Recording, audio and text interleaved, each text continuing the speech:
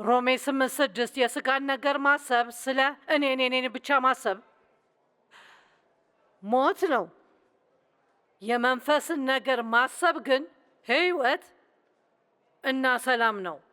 አንድ ሰው ለእናንተ ምን ማድረግ ይገባዋል ከሚለው በላይ ለሌሎች ሰዎች ምን ልታደርጉ እንደምትችሉ የምታስቡ ከሆነ ሕይወትና ሰላም ይኖራችኋልና ያ ወደ ደስታ ይቀየራል።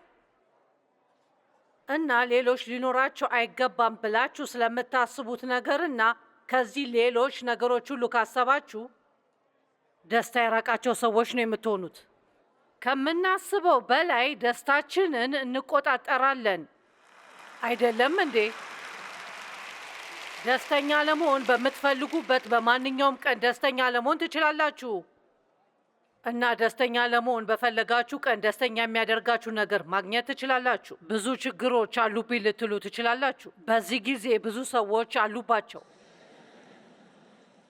እና ስለ እነሱ የበለጠ ባሰባችሁ ቁጥር የበለጠ ትልቅ ነው የሚመስሉት። ስለ እነሱ የበለጠ ባወራችሁ ቁጥር ትልቅ መስሎ ይታያል። የምታተኩሩበት ምንም ይሁን ምን በሕይወታችሁ ውስጥ ትልቁ ነገር ይሆናል።